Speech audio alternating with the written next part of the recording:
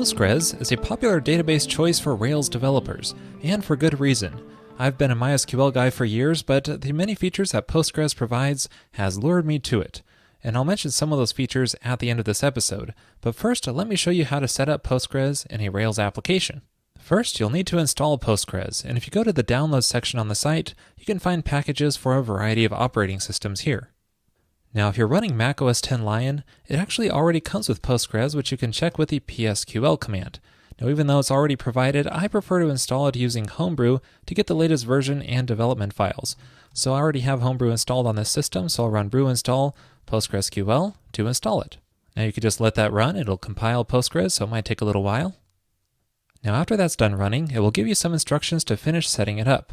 You'll need to run the initdb command to finish creating the database, and you'll need to start up the server with either setting up an agent or running this command to start it up manually.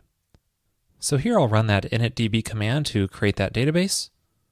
And then once that's done, I'll run this other command to start it up manually that they provided. And so now we should be running the latest version of PostgreSQL, which we are, and you can tell by running which PSQL that we're using the version that Homebrew installed under the user local directory, so it's important to know that we're not using the version that came with the system. Now with Postgres installed, we can set it up in a Rails application. If you're creating a new application, you can pass in the -d option and specify to use the PostgreSQL database there. Now notice when it generated this application, it installed the PG gem. Now if you get an error message when this is compiling, then it might mean that Postgres isn't properly set up on your system. Also, if you've already installed this PG gem, you may need to uninstall it so that when it reinstalls, it uses the correct version of Postgres. Now if I open up this application and check out the database YAML file, you can see it's already configured to use Postgres, so that's really great. And the database is specified as blog development, so that's fine. But I do want to change this username here, which defaults to the name of the application. Now this is really good to do in production so that every application has a different user with permissions, but in development it's more convenient to keep everything under the same user, which is the user of your system. So I'm going to change this to rbates in my case. This Postgres user was automatically created with the Homebrew installation, but you might need to create it manually for other installations. Now I'll set this user as the test environment as well, and I'm actually just going to remove the production environment because I'm not using that on my local system. So now with the database YAML configured properly, we can create this database in Postgres. And fortunately, there's a convenient rate command to do this called db create all. So just run that. And it looks like that worked. Next, I'm going to generate some scaffolding to try this out.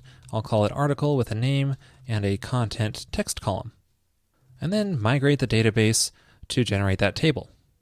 One thing you can see different with Postgres is that it gives you a couple notices telling you it created a sequence and an index, and that's perfectly fine. So let's start up this application and see if it works. And visiting localhost 3000/articles brings us to our scaffolding that we generated, and let's see if it works, creating a new record in the database, and it created successfully. Now if you ever want to interact with the database directly, you can run the PSQL command followed by the name of your database. Or you could just run the Rails DB command, and that will do the same thing. So here we can perform SQL queries directly on our database, and we can see all the article records in here.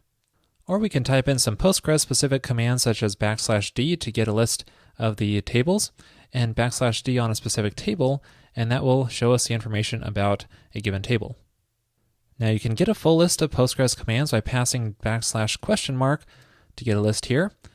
And you can also pass \h to get a list of SQL commands, and you can even pass in a specific one, such as select, to get documentation on that specific command. Really useful. And when you're ready to exit this console, just type \q.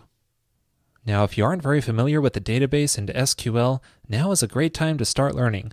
Just open up the Postgres manual, and you can run through the tutorial on there. And with the database console open, you can just easily experiment with various SQL commands in there. Alright, so we know how to set up a new Rails application with Postgres, but what about an existing application that uses another database such as SQLite or MySQL? So I have an application here with several product records, and currently this is all stored in a SQLite database, but I would like to switch my application over to use Postgres and migrate all of this data over as well. So here's what that database YAML file looks like for that application. And as you can see, the development environment is using SQLite 3, but let's say we're using Postgres in production. We should always be using the exact same database engine in development that we're using in production, even the exact same version number if you can.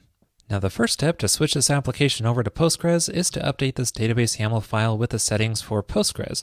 I'm just going to paste them in here because they're basically the same thing we did in the other application, except the database name is store instead of blog here.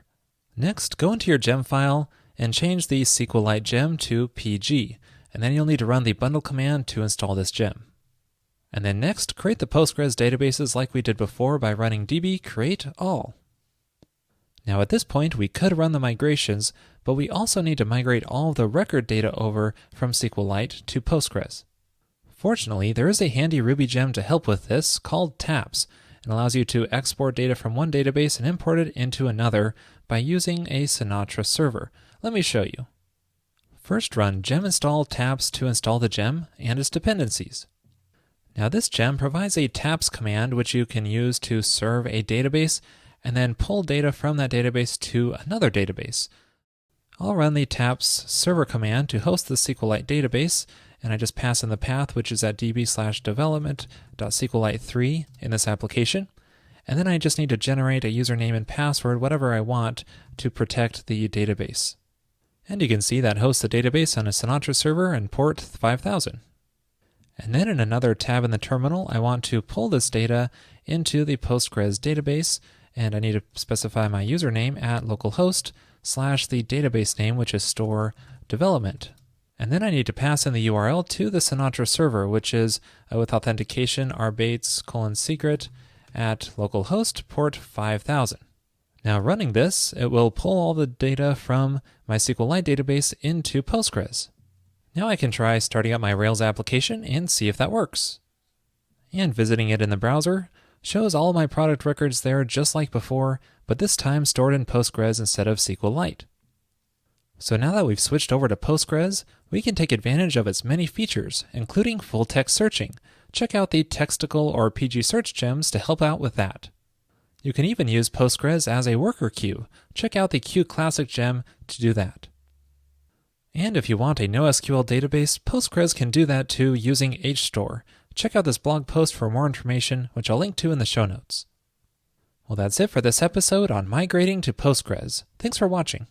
Speaking of Postgres features, in this week's Pro episode, I will show you how to do full-text searching using Postgres, first from scratch, and then using tools like Textical and PG Search. I will also go into optimizing performance by adding indexes.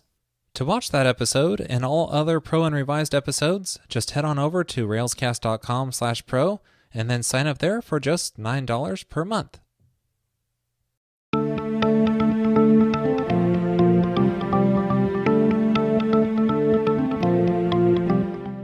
Data tables makes it easy to turn a plain HTML table into one with pagination, sorting, and searching, all done through JavaScript. In this episode, I'll show you how to set this up and supply the data from a Rails application. Well, let's get started. So here I have a page with a table of product records that is very plain and has no features. So let's add data table to this table. Now we could just download the source code and use that in our Rails app, but it's a little bit tricky to add to the asset pipeline because it includes images with relative paths that we would need to fix. Fortunately, there is a gem to help make this easier. I'm going to add this to the assets group in my gem file. It is called jQuery-datatables-rails. Now this project has been changing rather quickly and I would like to get the latest changes. So I'm going to specify the GitHub option and pass in the path to the project in there. Now this GitHub option is new in Bundler 1.1. If you don't have that, then make sure to pass in the full Git path instead. So with this added, run the bundle command to install it. And now we can set this up with the asset pipeline by going to the application.js file, and in the manifest here, add a call to require datatables/jQuery.datatables. So this will load in the JavaScript, and there's also some CSS we need to include, so I'll go to the application CSS file and add a call to require here, and then that same path, so datatables/jQuery.datatables to include the styling. So now with data tables installed, let's add it to this products table. So here's what that source code looks like for that table. or just looping through each of the product records to display them here. Now, one thing we'd have to do to prepare this table is to wrap the head section of this table inside of a t-head tag, and the body section of this table inside of a t-body tag, like this. So this is something that data tables relies on. Now, we also need a way to reference this table in JavaScript, so I'm going to add an ID to it called products. And now we can enable data tables on this using jQuery. So I'm going to do that inside of my products JavaScript file, and I'll just make sure the DOM is loaded by calling jQuery, and then grab that products ID, and then call a data table on this, like that. And now reloading this page, we instantly have a data table complete with pagination, sorting, and searching, just like we did on the site. Now, there are many different options that you can pass to this data table call. For example, there's one called sPagination_type, and you can set that to full numbers. Now watch this pagination section as I reload the browser, and then it changes to numbers with next and previous buttons. Now I need to improve the styling for this, but you get the idea. Now you can check out the usage section of the data table site for a full list of options for changing the data table behavior. Now, one thing you may be wondering is how to get the design look of the data table that's present on the home page of the site. Well, this is done using jQuery UI. Now, jQuery UI is included inside the jQuery Rails gem, but that doesn't include the CSS styling of jQuery UI that we need for our table. Fortunately, there is another gem called jQuery-UI-Rails that does include the CSS styling. And then run the bundle command to install this, and then I need to include it in my application CSS manifest. So there are two things in here that I need to include. One is called jQuery.ui.core, and the other is jQuery.ui.theme, and that'll include the smoothness theme by default. Now we also need to change the data table CSS file to one that is designed for jQuery UI, and there's one provided under the src directory called demo table JUI. And you might want to override this demo table file to make the CSS look the way you want it. And then next, go into your CoffeeScript and add this data table option called bjQueryUI and set that to true. And finally, go into your table and add this class called display to get everything to look right. And now reloading this page shows us our much nicer looking data table. Now so far, everything has been happening through the browser on the client side. The actual HTML page includes all of the products, and data table handles the pagination and searching and so on through JavaScript. So nothing is actually being communicated with the server here. Now this works fine for maybe a couple hundred records, but if you have thousands or even millions of records, you probably don't want to send all of that data over to the client. In that case, it's best to serve the data from our Rails application and have data table communicate with that as the user is interacting with it. Now, if you check out the server-side processing section in the docs, it will tell you what parameters will be sent to the server and what parameters it expects in response through JSON, and it shows you some examples here as well. So we need to set up our Rails application to respond in this manner. All right, I'm going to go through this pretty fast, so hold on to your seats. Now one thing we'll need is some kind of way to do pagination on the server side, so inside of my gem file at the bottom here, I'm just going to add the will paginate gem, and you'll need to run the bundle command to install that. And then going to my template, I no longer want to display the products directly inside of this table because these will now be fetched from the server. But this means I need some kind of URL for them to fetch the products by. So I'm going to pass in a data source attribute to the table where I can supply the URL.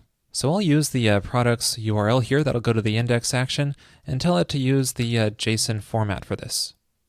And then in my CoffeeScript, I'm going to paste in a few more options into here. bProcessing shows a processing message when it's fetching the data, and bServer-side, setting that to true, means it's going to fetch the data from the server side, and the Ajax source here will supply the source URL to fetch the data from. So I'm fetching this from that source attribute I added to the products table in the HTML. So now data table will trigger this index action in the products controller expecting a JSON response. So I'm going to use a respond to block here and handle the HTML format like normal, just rendering that template, and add a JSON format which will render out some JSON in response. Now here comes the tricky part. How do we respond with the proper JSON here? Now I've done a lot of experimenting on this, and one option is to use JBuilder or Rabble, like I've shown in previous episodes, but those solutions got messy really quickly for me because there's quite a bit of logic that needs to go on here. Now if the MVC structure of Rails ever feels too limiting and doesn't really fit with what you're trying to do, don't be afraid to create a new class if it cleans up your code. And that's what I want to do here. I'll call this class products data table and pass in the view context so it has access to helper methods, because this is sort of like a mini presenter for a JSON response. And I'm going to make this class under a new directory in the app directory called data tables, and make a new file in here called products data table .rb. Now I don't have time to write this whole class from scratch here, so I'm just going to paste in some code for this. It's quite a bit, but it's pretty easy to understand. Let me walk you through it. So here's that view context that's passed in from the controller. I'm storing this in an instance variable and delegating a few helper methods to this so that we can conveniently call them from here.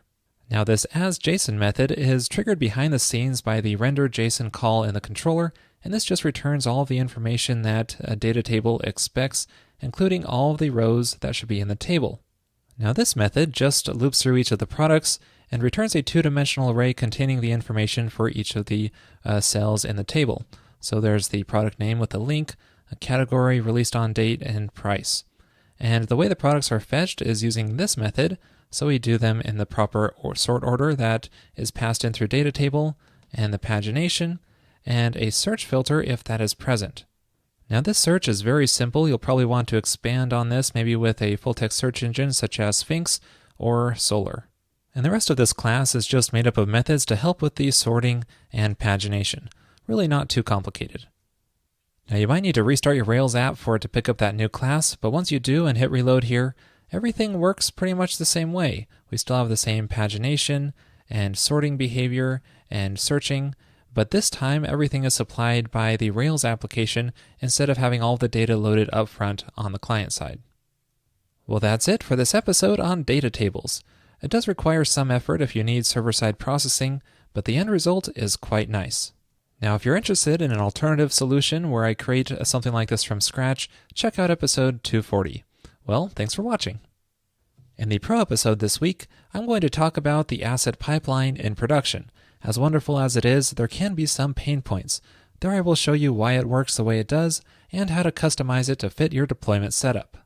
To watch that episode and all other Pro and Revised episodes, just head on over to railscast.com/pro and then sign up there for just $9 per month.